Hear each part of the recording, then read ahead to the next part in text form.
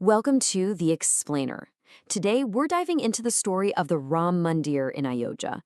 And this isn't just about building a temple. It's a story of faith, politics, and law that has literally reshaped a nation. Okay, let's kick things off with a number that, honestly, is just staggering.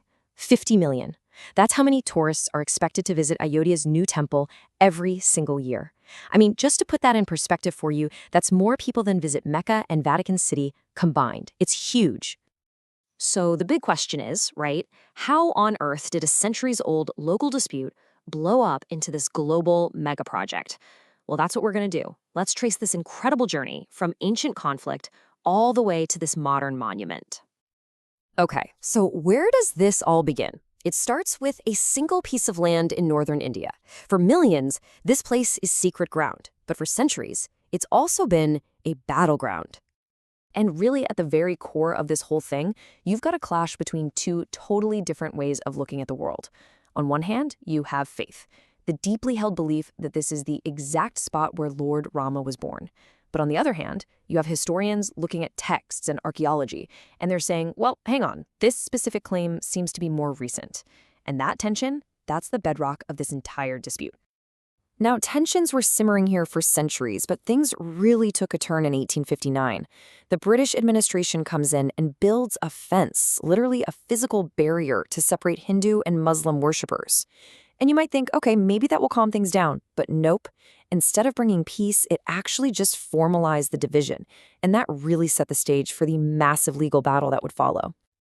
All right, fast forward to the 20th century. This is where that long-simmering legal dispute just explodes. It becomes a full-blown national crisis that would go on to change the course of modern India forever.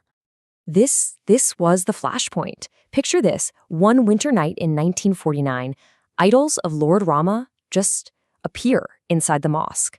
Hindus said it was a miracle, Muslims said they were planted. And the government? Well, they stepped in, declared the site officially disputed, and locked the gates. And just like that, a local issue became a formal, high-stakes legal battle for the entire country. So for decades, this whole thing was mostly fought out in the courtrooms. But that all changed in 1990. That's when we see the Ram Rath Yatra, this chariot journey led by the politician L.K. Advani.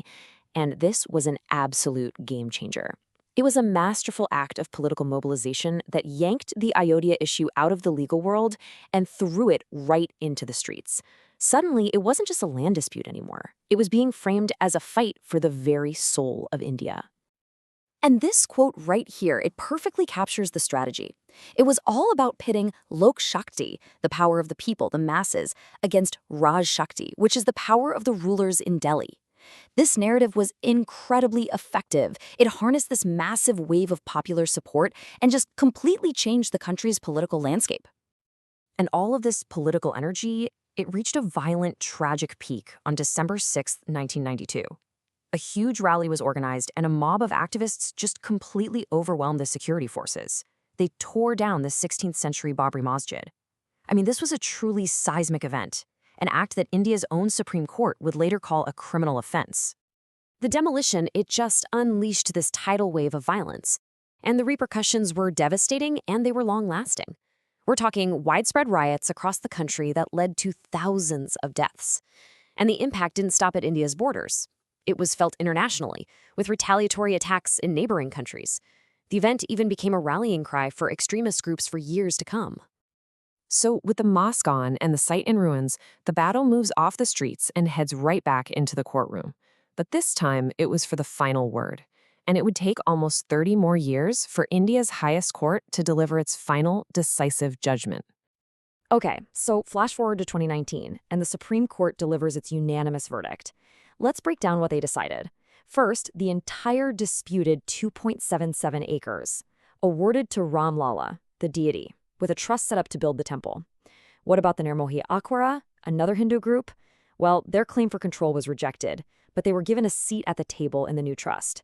And the Sunni Waqf Board, their claim to rebuild the mosque on that spot was rejected. But, and this is key, they were awarded 5 acres of land somewhere else as a remedy. So you're probably wondering, how did the court arrive at this decision? Well, here's the crucial part. They made a clear distinction between the criminal acts, the idol placement and the demolition, and the civil dispute over who actually owned the land. So while they condemned those illegal acts, they ultimately ruled that, based on the evidence presented, the Hindu parties simply had the stronger, more continuous claim to the land's title. And with that, the decades-long legal battle was finally over. The focus could now shift from conflict to construction. And what a construction project it was. One of the most ambitious religious undertakings in modern history. So how do you manage a project this huge? The government created a special 15-member trust to oversee everything. And this was a really significant move. It showed a clear shift away from the grassroots, sometimes chaotic movements of the past, to a professionally managed, government-approved national enterprise. Let's talk money. The estimated cost? 1,800 crore rupees. That's well over 200 million US dollars.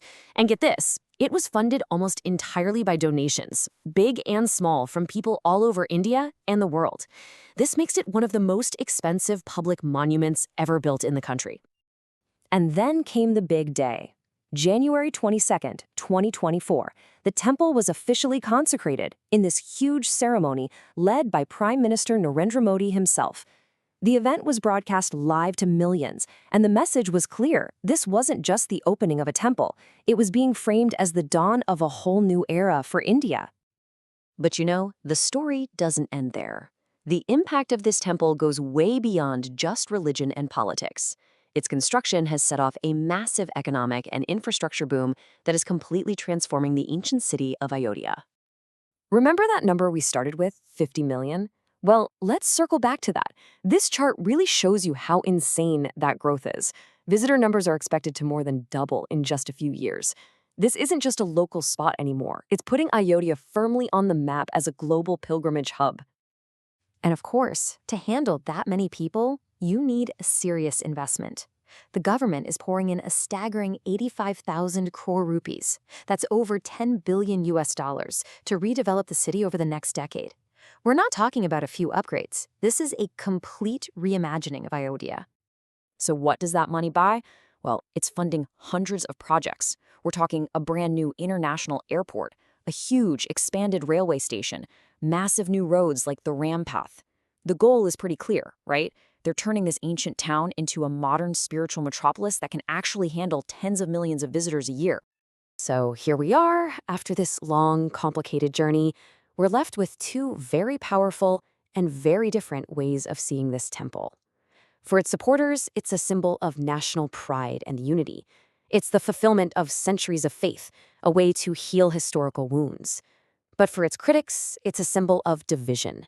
They see it as a monument built on the success of a political movement that, they argue, used religion to create violence and deepen divides. So, in the end, what is the Ram Mandir's true legacy? Is it about faith, about law, or is it really about politics? That's the central question that remains. Because one thing's for sure, the story of Ayodhya, a city that's been completely reborn, is still being written.